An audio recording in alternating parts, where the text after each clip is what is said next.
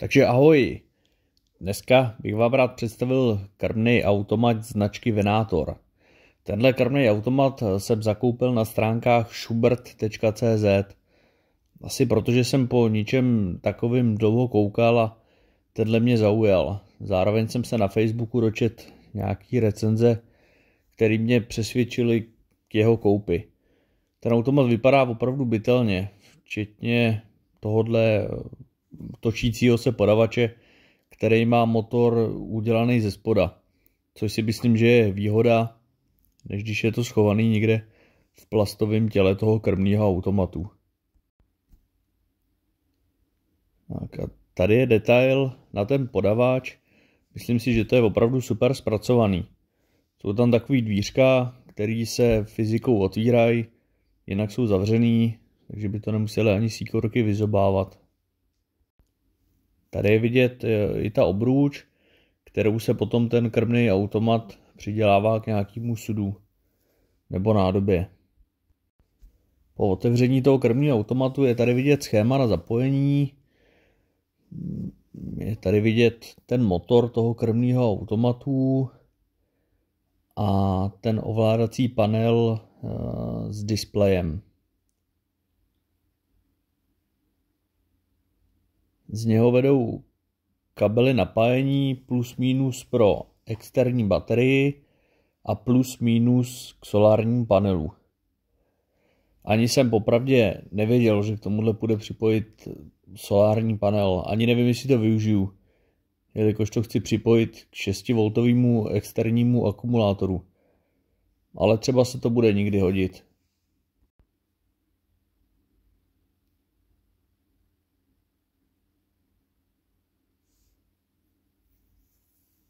No a tady je ten kluk, je to klasický 6V 12 Ah akumulátor.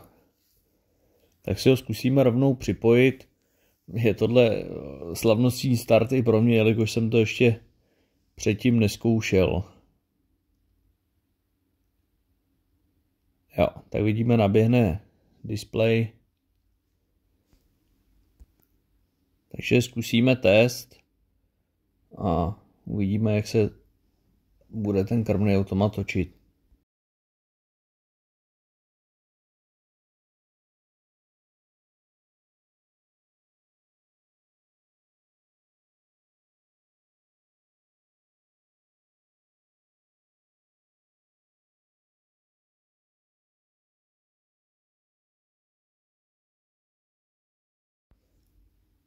Jo, tak to je celkem slušný fofr.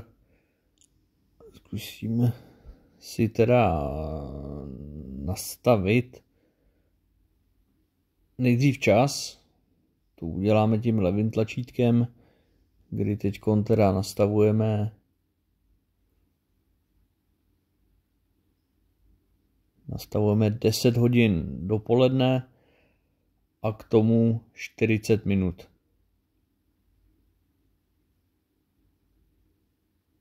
Teď se přes tlačítko program podíváme na časy krmení. Teď jsme ve dvojce, 3 vyplá, 4 vyplá, 5 vyplá, 6 taky. Tady je možný nastavit rychlost motoru 50, 75 a 100%. Necháme tam těch 100%. Nastavíme si teda čas prvního krmení. Skočíme na jedničku, dáme si tam 12 hodin odpoledne a k tomu 5 minut. Nastavíme si délku krmení, která jde nastavit od 1 až do 60 sekund, takže si tam nastavíme 5 sekund. Dvojku necháme tak, jak je, 3, 4, 5, 6 vyplá a dáme tam 100% výkon motoru.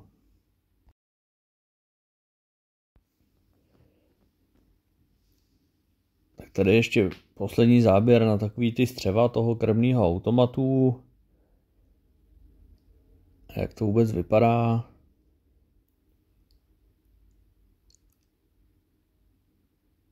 Tady si ještě podíváme na zadní víko toho ovládacího modulu, kde je taky nějaká baterie. Takhle se to tam vloží. s kabelama a zároveň se tam vejde i ten externí akumulátor. A se to samozřejmě dělá líp, když má člověk v obě ruce a ne když v jedný drží kameru a druhou to dělá, ale zacvakneme ten pánt, kterým jde potom taky protáhnout nějaký lanový zámek nebo tam dát nějaký zámeček, aby to bylo zabezpečený. Tak já jsem si v hobby marketu pořídil tady ten 50-litrový barel, na který budu ten krmný automat přidělávat.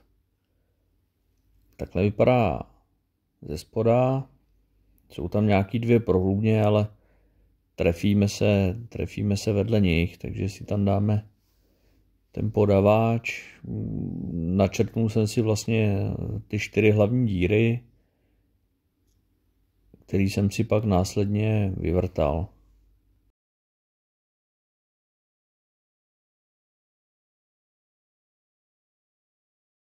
Tady bude vidět něco z toho umu, který jsem tam prováděl. Chci jenom říct, že jsem to dělal doma v obejváku, jo, takže tím je i naznačený to, že se toho prostě nikdo nemusí bát. Vypadá to, jak to vypadá, ale je to prostě funkční. Zároveň nedoporučuji vrták do dřeva, ale vrták do ocele. Tady ty 4 šrouby jsou tam.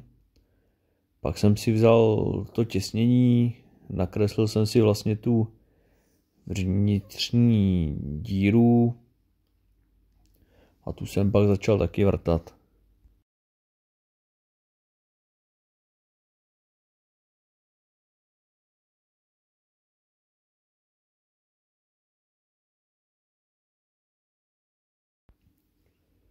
Tady je ta krasavice vyvrtaná, pak jsem si pomohl nějakýma nůžkama a pak to šlo takhle krásně celý vyndat. Mohl jsem to potom vzít pilníkem, ale nebyl důvod. Tak a takhle už pak vypadá ten krmný automat připevněný na té nádobě. Tak tohle je video z přípravy toho krmného automatu. Ještě na to přijde nějaká maskovací barva a budu připravovat vlastně uchycení ke stromu. Ale to už si ukážeme v nějakým z dalších videí. Tak se mějte. Ahoj.